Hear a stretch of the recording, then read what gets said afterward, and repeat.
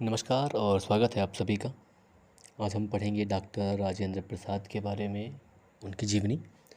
तो डॉक्टर राजेंद्र प्रसाद की अगर हम बात करें तो ये भारत के प्रथम राष्ट्रपति थे और सबसे ज़्यादा समय तक राष्ट्रपति रहने का सौभाग्य इन्हें ही प्राप्त हुआ है। 12 साल देश के राष्ट्रपति रहे, यानी कि लगातार 2 कार्यकाल इनका रहा।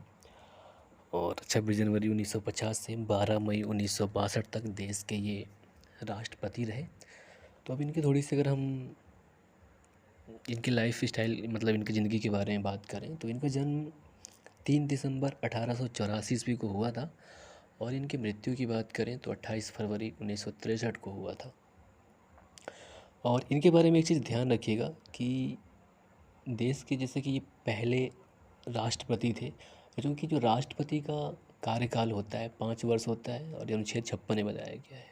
और अनुच्छेद 57 में ये बताया गया है कि राष्ट्रपति पुनर्नियुक्ति के लिए पात्र होता है। और हमारे भारतीय संविधान में ये नहीं बताया गया है कि वो कितनी बार राष्ट्रपति के पद पर रह सकता है, यानी कि जब तक चाहे उसकी मर्जी रह सकता है।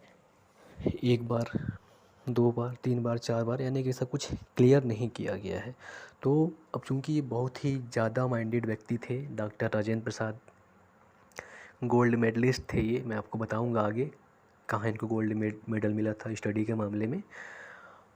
तो मतलब स्वाभाविक है कि ये पंडित जवाहरलाल नेहरू से इनका मतलब नीतिगत मामलों पे इनका उनसे कॉन्फ्लिक्ट हुआ करता था। तो अब जब ये 2 बार बने तो उनको थोड़ी सी खटका होगा मन में नेहरू जी की कि यार क्या है ये, मतलब कंटिन्यू यही रहते आ रहे हैं। क्योंकि होता है जब आदमी देश के प्रधानमंत्री होते हैं और चूँकि राष्ट्रपति संवैधानिक प्रमुख है तो अब ये भी चूँकि बहुत ज़्यादा माइंडेड थे तो अक्सर इनके बीच कुछ कुछ कॉन्फ्लिक्ट हो जाया करता था। तो इनको लगा कि मैं तीसरी बार बनूं, लेकिन फिर चूँकि इतिहास वाली बात है, इनको लगा कि नहीं यार, इतिहास में मेरा नाम ख़राब ना हो। डॉक्टर राजेंद्र प्रसाद जी की बात कर रहा हूँ मैं। तो इसके लिए खुद ही हट गए, बोले कि नहीं अब मैं चुनाव नहीं लड़ूंगा। और इत्तेफाक से इनका कुछ दिन बाद इनकी मृत्यु हो जाती है 28 फरवरी 1963 को। तो यही अनुच्छेद 57 की बात कर रहा हूँ कि जो पुनर्निर्वाचन के लिए पात्रता रखते हैं और जितनी बार चाहे उतनी बार कोई राष्ट्रपति देश में नियुक्त हो सकता है। तो ये हो गया। और इनका जन्म जो हुआ था वो बिहार राज्य में हुआ इनका जन्म। और बिहार राज्य में उस समय के सारण जिला और ये वर्तमान में सिवान जिला में जो ये जगह है जो इनका ग्राम है, ग्राम का नाम है जीरादेई। तो ये ग्राम वर्तमान में सिवान जिला में आता है।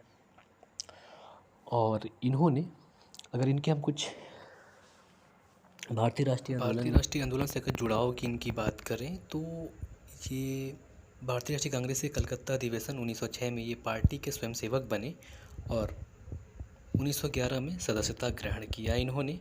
और 34 में बॉम्बे अधिवेशन में ये भारतीय राष्ट्रीय कांग्रेस के अध्यक्ष। चरम परिणति ये 1934 में जब बम्बई अधिवेशन हुआ भारतीय राष्ट्रीय कांग्रेस का, तो ये उसके अध्यक्ष बने। उसके अलावा महात्मा गांधी के असहयोग आंदोलन का इन्होंने बिहार में नेतृत्व प्रदान किया। और भारतीय राष्ट्रीय कांग्रेस से जुड़ाव की जैसा कि बात किया आपको, तो ये 3 बार उसके अध्यक्ष रहे। एक बार तो 1934 में थे ही बम्बई अधिवेशन में। उसके बाद जब 1939 में त्रिपुरी अधिवेशन हुआ और सुभाष चंद्र बोस ने जब इस्तीफ़ा दिया अध्यक्ष पद से, तो इनको ही अध्यक्ष बनाया गया। उसके बाद वर्ष 1947 में जब जेबी कृपलानी ने इस्तीफ़ा दिया तो 17 नवंबर 1947 को फिर से इनको कांग्रेस का अध्यक्ष बनाया गया। तो इस प्रकार ये डॉक्टर राजेंद्र प्रसाद 3 बार भारतीय राष्ट्रीय कांग्रेस के अध्यक्ष बने। अब थोड़ी सी बात कर लेते हैं डॉक्टर राजेंद्र प्रसाद की भारतीय राष्ट्रीय आंदोलन में योगदान के बारे में। तो पहला तो ये कि भारतीय राष्ट्रीय कांग्रेस में आए ही ये। दूसरा, इन्होंने महात्मा गांधी के असहयोग आंदोलन का बिहार में नेतृत्व प्रदान किया और बिहार में स्पेशली पटना में। इसके अलावा वर्ष 1921 में इन्होंने पटना में नेशनल कॉलेज की स्थापना की। उसके अलावा ये जो भारत छोड़ो आंदोलन चलाया गया वर्ष 1942 में, तो उसमें ये एक प्रमुख व्यक्ति थे। इसके अलावा इन्होंने पटना में विरोध का नेतृत्व किया और आज़ादी की मांग की। इसके अलावा इस आंदोलन की वजह से उन्हें गिरफ्तार किया गया और जेल भेज दिया गया 3 वर्ष के लिए 1942 में। और 15 जून 1945 को इन्हें रिहा किया गया और जिस समय ये विरोध का नेतृत्व कर रहे थे उस समय ये सदाकत आश्रम में थे। और सदाकत आश्रम की बात करूँ तो इसका स्थापना मजहरुल हक के द्वारा किया गया था पटना में, और इन्हें बांकीपुर सेंट्रल जेल में भेजा गया था। इसके अलावा ये जब अंतरिम सरकार बना देश में वर्ष 1946 में, तो उसमें खाद्य और कृषि मंत्री थे। और जो संविधान सभा बना उसके ये अध्यक्ष भी थे। इसके अलावा संविधान सभा भी जब देश की संसद का कार्य कर रहा था तो उसमें भी ये खाद्य एवं कृषि मंत्री थे।